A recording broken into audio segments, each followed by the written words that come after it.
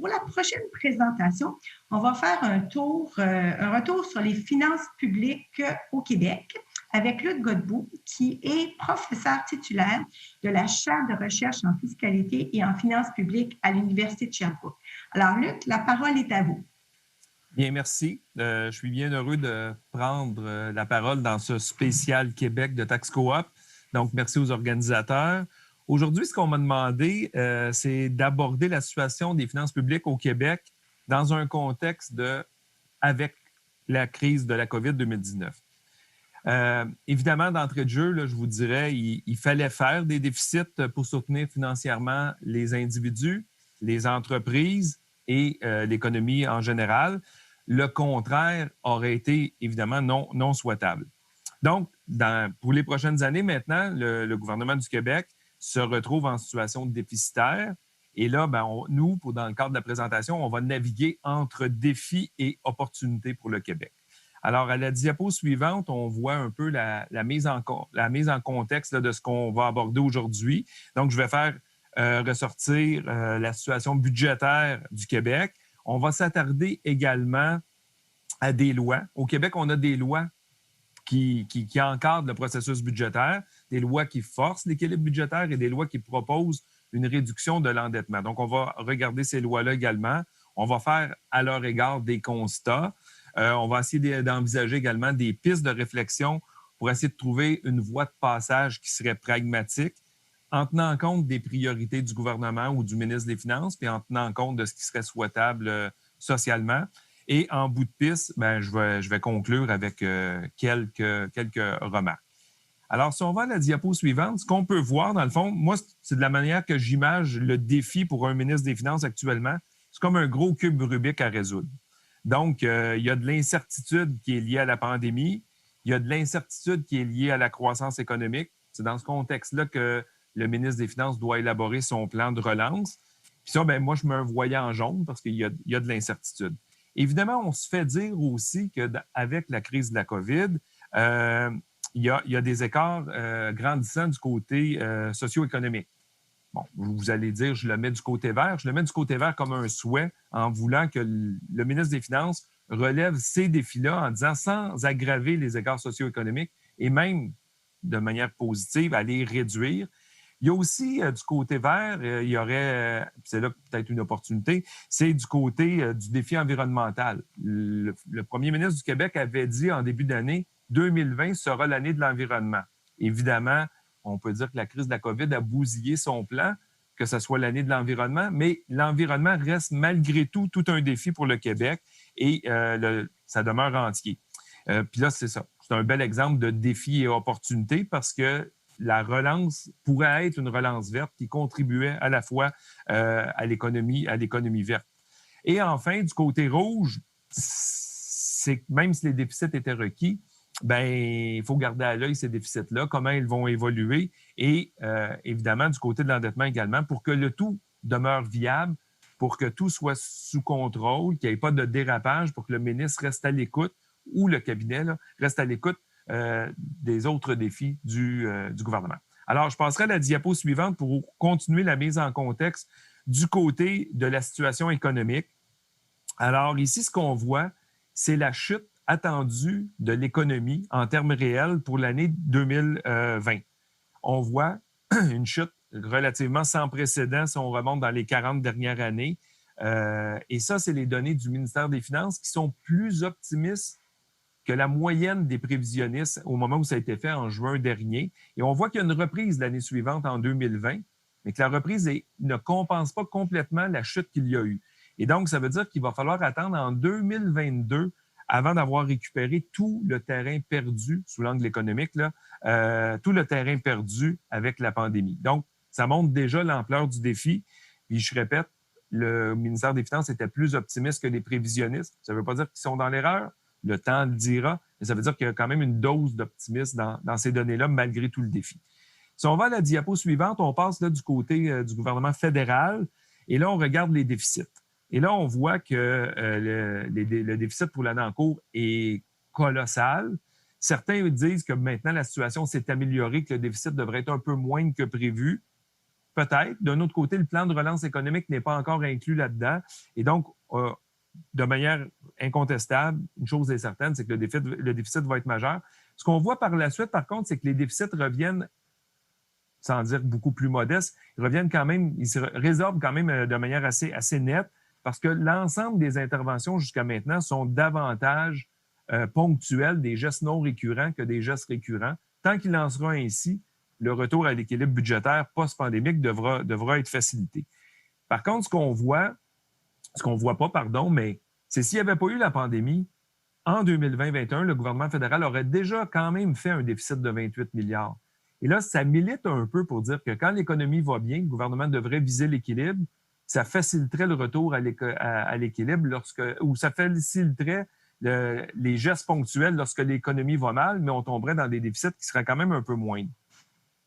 Si on va pour essayer de mesurer l'ampleur de ce déficit-là à la diapo suivante, en proportion du PIB, ce qu'on s'aperçoit, c'est du côté fédéral, il n'y a jamais rien eu d'une égale ampleur depuis la Seconde Guerre mondiale. Donc, manifestement, c'est une crise qui est majeure et on interpelle beaucoup le gouvernement fédéral en termes d'intervention.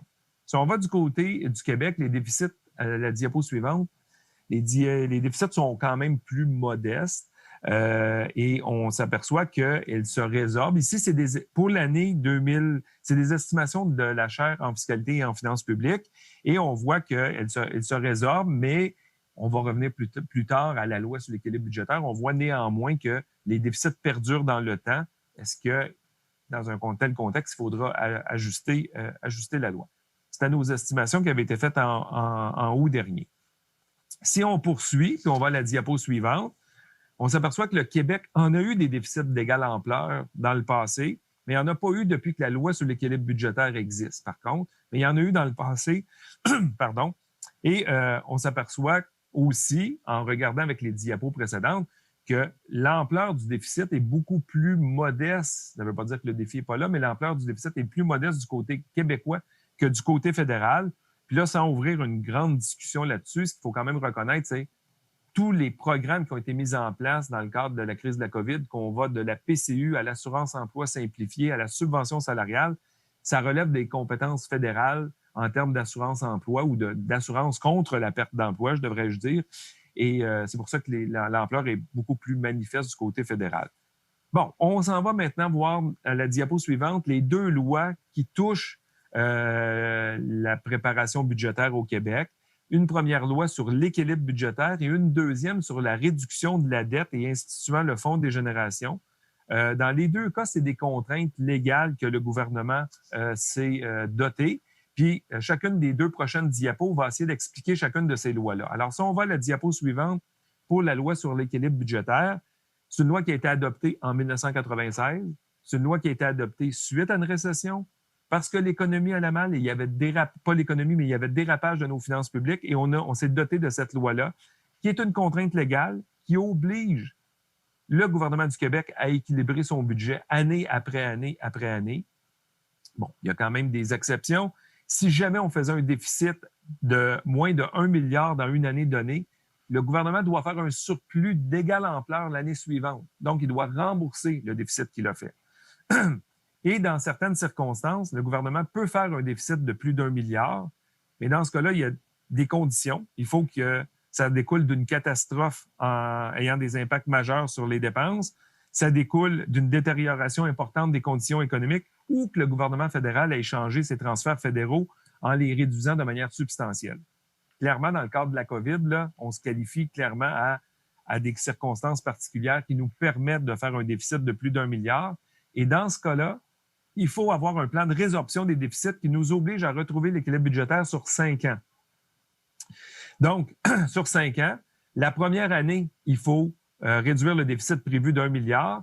Il faut avoir, dans le plan de résorption, retrouver 75 % de l'équilibre budgétaire après 4 ans et l'entièreté de l'équilibre budgétaire la 5e année. Donc ça, c'est important de garder ça en tête. Un plan de résorption doit être préparé dès lors qu'on s'engage dans des déficits de plus de 1 milliard au Québec, causés par des détériorations des conditions économiques. Donc, la crise de la COVID est un bel exemple. Il y a un dernier élément qui concerne la loi sur l'équilibre budgétaire. On parle d'une réserve de stabilisation. Et ça, c'est quand même important de prendre peut-être 30 secondes là, pour en préciser un peu. Quand on parle de réserve de stabilisation, on dit qu'il y a 15 milliards là-dedans. Il n'y a pas un sou là-dedans. Il y a 15 milliards, mais il n'y a pas un sou. Il n'y a pas d'argent à la caisse de dépôt. Dans le cas de la réserve de stabilisation, c'est les déficits passés, c'est les surplus passés qui nous permettent de faire des déficits dans le futur. Donc, les surplus que le gouvernement a réalisés dans les 5 dernières années totalisent 15 milliards. Ça nous permet de faire 15 milliards de déficits dans le futur. C'est une permission de la loi, mais il n'y a pas d'argent de côté dans ce cadre-là.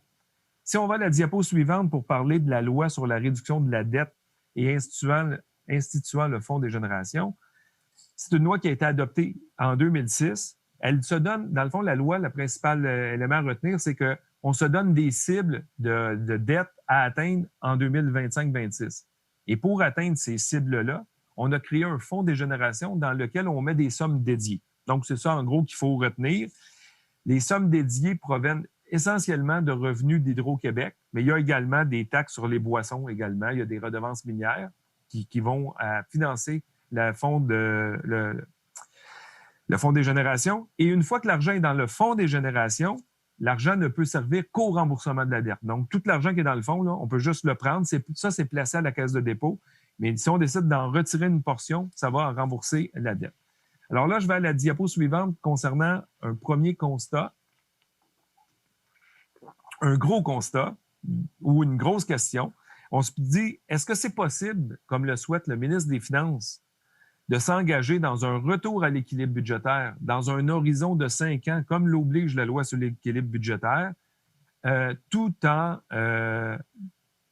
le ministre des Finances s'est donné des lignes encore plus ambitieuses, sans hausser les impôts, sans réduire le rythme de croissance des dépenses et sans réduire le rythme de versement de revenus dédiés au Fonds des générations. Est-ce que tout ça, c'est possible? C'est ça un peu que nous allons aborder dans les prochaines diapos. Donc, diapo suivante, ce qu'on voit, c'est la projection du cadre financier du gouvernement du Québec. Encore une fois, ça a été fait par la Chaire au mois d'août dernier, avec les hypothèses les plus probables de se matérialiser. Et là, ce qu'on constate, c'est que si la loi sur l'équilibre budgétaire dit qu'on a 5 ans pour retrouver l'équilibre budgétaire, la réserve de stabilisation fait en sorte que la première année 2021 n'enclenche pas le processus de plan de résorption. Le plan de résorption risque de débuter en 21-22.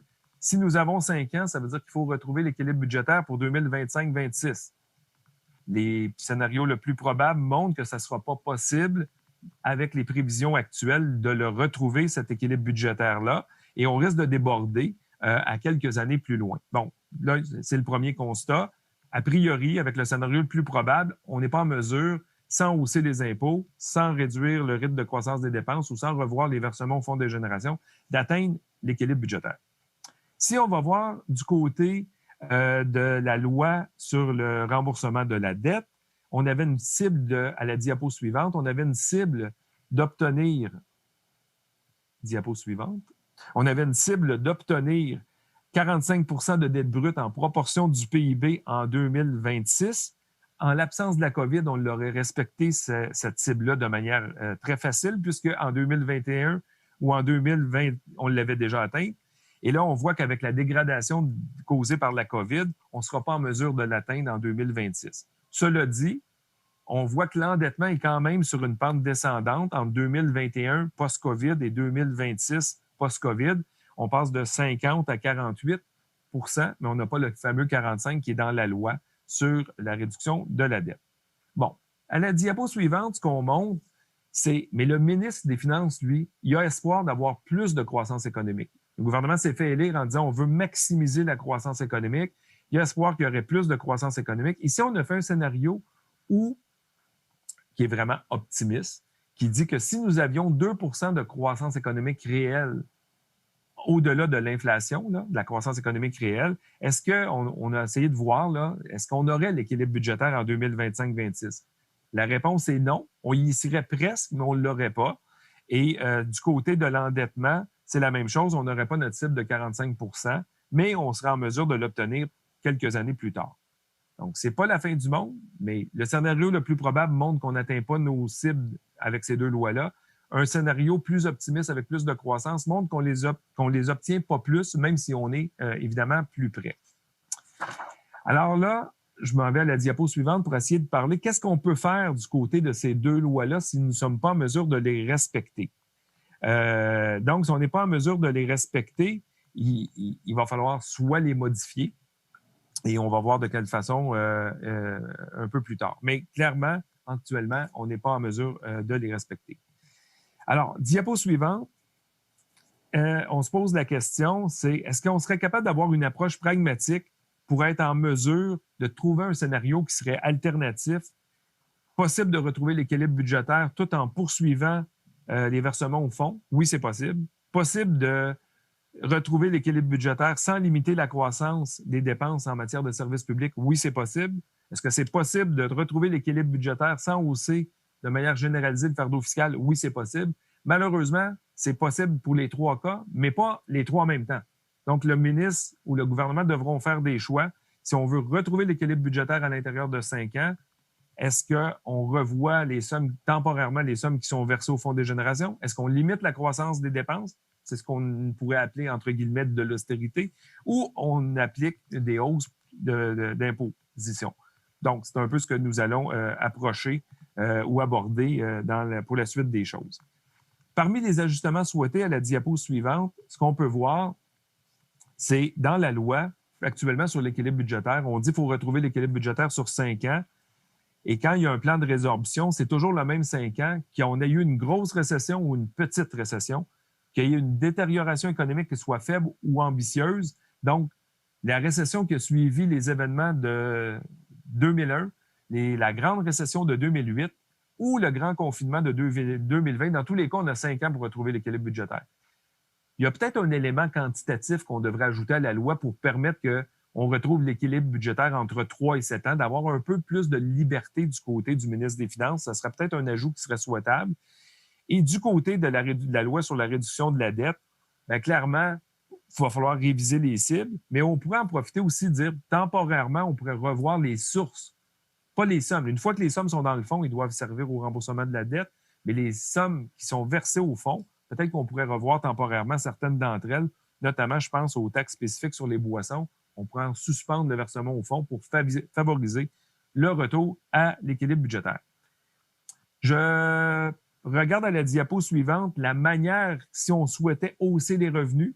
Donc, je le sais que pour le moment, ce n'est pas une approche gouvernementale qui est souhaitée, mais si tôt ou tard, on doit s'y astreindre, de quelle manière on devrait hausser les revenus? Il y a d'abord la question, est-ce qu'on devrait augmenter la TVQ ou l'impôt sur le revenu? Dans un contexte où l'impôt sur le revenu est fortement élevé au Québec dans nos comparaisons internationales, j'aurais tendance à dire qu'il faut aller du côté de la TVQ. Et pour que ça soit socialement acceptable, il faudrait également majorer le crédit pour solidarité en majorant la TVQ. Mais là, pour le moment, le gouvernement n'est pas là. On descend une coche en dessous. On dit, bien, si on veut aller du côté des taxes, peut-être qu'il faudrait aller du côté des taxes environnementales et le lier à des objectifs de relance verte. Donc ça serait un poste à réfléchir. Il y a évidemment la meilleure, vous en avez parlé pendant à plusieurs occasions, la meilleure taxation de l'industrie numérique, c'est également une approche à revoir. Et une dernière approche, si on ne veut pas hausser de manière généralisée les impôts et taxes, peut-être qu'il faut revoir les fameuses dépenses fiscales, les mesures fiscales. Il y en a 287 pour le gouvernement du Québec seulement. Est-ce qu'elles sont tous pertinentes? Et dans un contexte de déficit important, dans un contexte de relance économique où chaque million investi par le gouvernement est important, est-ce qu'il n'y aura pas une analyse de coût d'opportunité puis enlever les mesures les moins pertinentes à nos yeux aujourd'hui pour réallouer cet argent-là vers des choses plus opportunes? Donc, c'est la question qu'on peut se poser.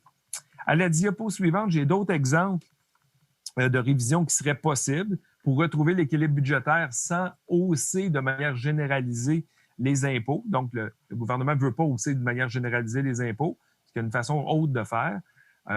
Tant aussi longtemps qu'on est en déficit, on pourrait dire, bien, on suspend temporairement l'indexation. Ce n'est pas une mesure qui est populaire, mais ça s'est déjà fait dans le passé. Pendant qu'on est en déficit, on n'indexe plus le barème d'imposition, puis on n'indexe plus le montant personnel de base. Ça va aider le gouvernement à retrouver l'équilibre, puis il pourrait par la suite remettre en place l'indexation. Ça serait une approche. Ça s'applique à un grand nombre, puis en plus, bien, ça a des effets un peu plus importants. C'est modulé en fonction des revenus des contribuables. Une deuxième approche, ça pourrait être de cibler les hauts revenus. Donc, En ce moment, le montant personnel de base est le même pour tous. C'est comme une exemption d'imposition sur un premier X 1000 $ de revenus au Québec, là, qui est pratiquement 16 000 $. Bon, dans certaines provinces et ailleurs dans le monde, ce montant-là, des fois, pourrait être réductible en fonction du revenu. C'est une autre approche si on voulait hausser les recettes gouvernementales, réduire le montant personnel de base pour les plus riches, qui soit moins important.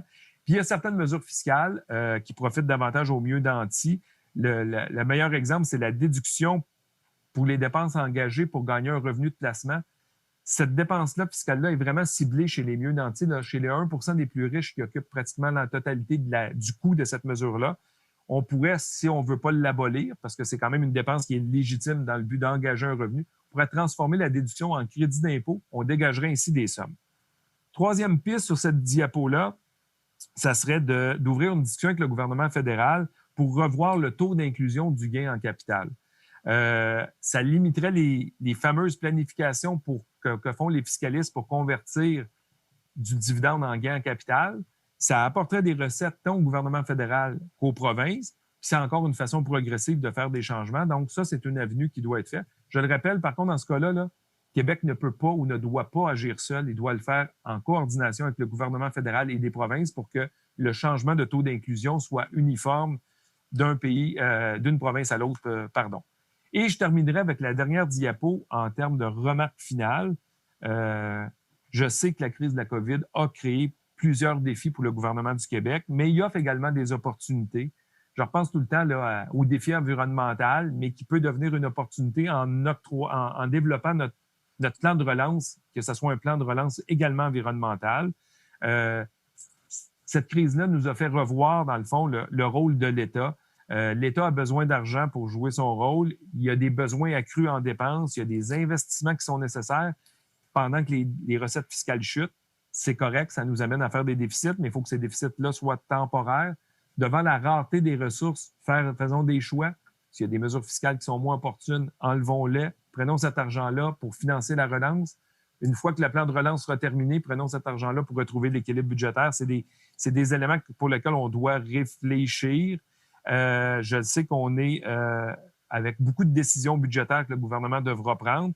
C'est pour ça que c'est important de se doter de principes. Puis un élément qu'on devrait aussi garder en tête, bien que les déficits étaient légitimes, c'est d'avoir un ancrage budgétaire. À quel rythme on veut retrouver l'équilibre? À quel rythme on veut retrouver des finances publiques plus saines avec un poids de la dette moins important? C'est important d'avoir ces ancrages-là. Je le sais qu'il y a de l'incertitude. C'est pas obligé d'être demain matin. On peut se donner un plan qui est long. Mais ça prend ces ancrages-là pour rassurer la population. Ça prend ces ancrages-là pour rassurer les agences de notation, bien que ça soit pas populaire de dire ça. Mais il faut éviter le dérapage des finances publiques parce que ce qu'on oublie trop souvent, c'est lorsqu'il y a dérapage des finances publiques, le ministre des Finances ne se met plus à écouter les besoins, il se met à écouter comment je peux retrouver mon équilibre et je le fais à tout prix, même si on doit casser des pots pour y arriver. Donc, si on évite ça, on va réduire les coûts humains, les coûts sociaux et les coûts financiers de cette fameuse crise de la COVID à son minimum. C'est ce qu'on doit souhaiter. Alors, c'est terminé. Je vous remercie beaucoup et bon fin de spécial Québec du Tax Coop 2020. Merci, Luc. Pour ce tour d'horizon exhaustif. Donc, ce que je retiens de votre présentation très complète, c'est que c'est super important de retrouver et de conserver l'équilibre, étant donné que quand on est en situation de déséquilibre, le ministre des Finances n'est plus à l'écoute des besoins. Et s'il y a quelque chose que l'on ne souhaite pas, c'est que le ministre des Finances soit plus à l'écoute des besoins des citoyens de la province.